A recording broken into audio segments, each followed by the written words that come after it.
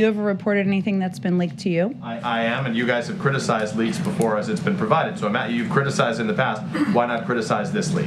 Again, because I think what is happening here and what we think is happening here is there is an effort to distract from what the actual issue here.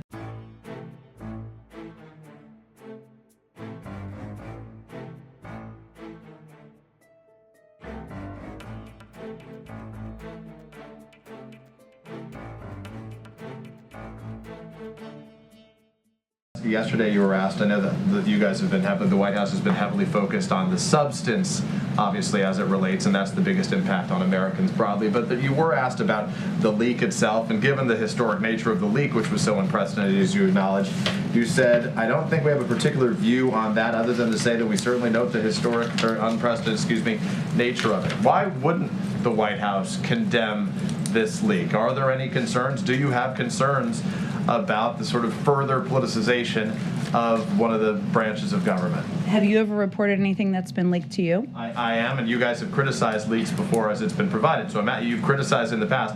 Why not criticize this leak? Again, because I think what is happening here and what we think is happening here is there is an effort to distract from what the actual issue here, which is the fundamental rights. I don't think they're at the same level.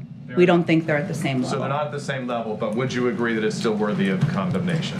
Well, look, I think there has been a call for an investigation by leaders of the Supreme Court. Decisions on that and how it will be pursued will be made by the Department of Justice and others. And that's certainly their space and right to make that decision in government. That's how government is set up. But at the same time, what we've also seen, Peter, is many Republicans who are trying to overturn a woman's fundamental rights try to make this about the leak. This is not about the leak. This is about women's health care and women having access to health care and making choices with their doctors. And we are working not to allow that to be the distraction. Jen, does President Biden support Leader Schumer's strategy to hold a vote next week on abortion rights, even though the votes are not there, that it's doomed to fail?